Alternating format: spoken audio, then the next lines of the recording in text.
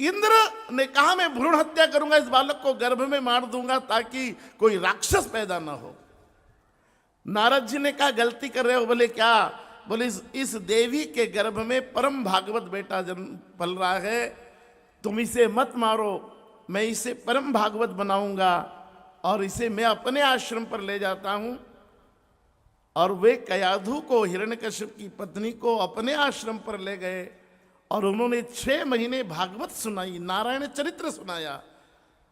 प्रहलाद जी कह रहे मैंने मां के गर्भ में 6 महीने भगवान की कथा सुनी है, नारद जी के मुख से सुनी है, इसलिए मेरा निर्णय नहीं बदलेगा।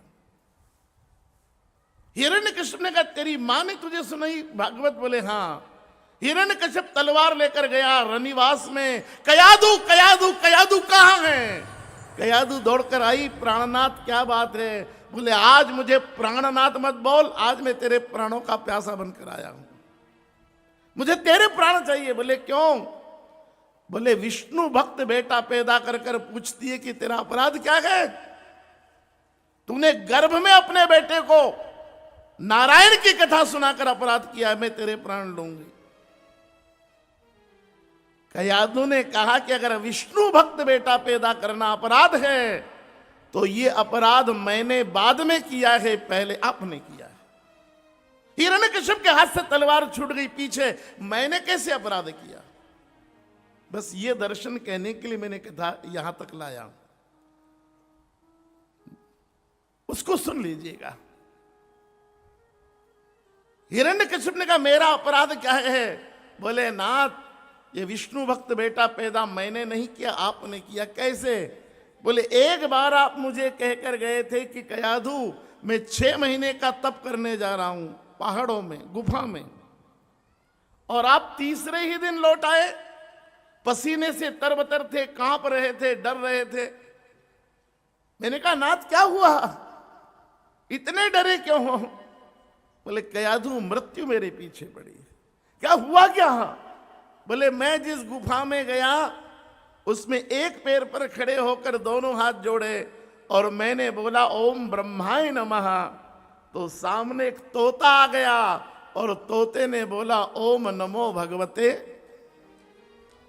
ये बोल तू। मैं उसे मारने गया तो अदृश्य हो गया, फिर मैं जप करने लगा तो फिर तोता आ गया ओम नमो भगवते, फिर मैं मारने जाऊं गदा उठाकर वो फिर अंतर ध्यान हो जाए। 3 दिन तक यही क्रम चला, वो बार बार बोलता रहा ओम नमो। और आज तो उसने आखिरी में कह दिया कि हिरण्यकश्यप जल्दी से भगवान की शरण ले ले, तेरी मृत्यु आ गई है निकट, मृत्यु तेरे सिर पर नाच रही, जल्दी कर। और मैं तो भग के आ गया। पत्नी ने 1 गिलास पानी पिलवाया और कहा नाथ एक बार और बताओ वो तोता क्या बोल रहा था? बोले ओम नमो भगवते। फिर थोड़ी देर बाद 1 गिलास दूध पिलाया और फिर कहा वो तोता क्या बोल रहा था? बोले ओम नमो भगवते।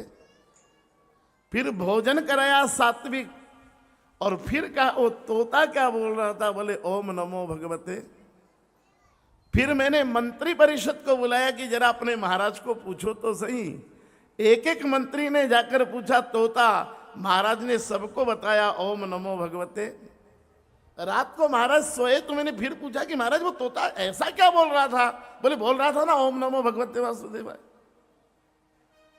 अगले दिन सेनापति और सैनिकों को बुलाया और महाराज 3 दिन पहले और 3 दिन बाद में 6 दिन तक आप ओम नमो भगवते वासुदेवाय ही बोलते रहे। और जो खाया पिया, विचार किया, चिंतन किया, चर्चा की, वो केवल विष्णु रूप ही चर्चा थी और वो वही रस आपके भीतर बना और वही विष्णु का रस मेरे गर्भ में आया। तो महाराज पहले विष्णु का तत्व चिंतन आप में आया। इसलिए मां के गर्भ में संतान बाद में आती है, पहले पिता के आत्मचिंतन में आती है। इसलिए संस्कृत में पिता के नाते हमारा संबंध क्या है? बोले बेटा होगा तो आत्मज कहलाएगा, बेटी होगी तो आत्मजा कहलाएगी। हम अपने पिता के आत्मज क्यों हैं? बोले पिता के आत्मचिंतन जैसा है वैसा हम बनते हैं। इसलिए संतान मां के गर्भ में बाद में जाती, पहले पिता के आत्मचिंतन में आती है।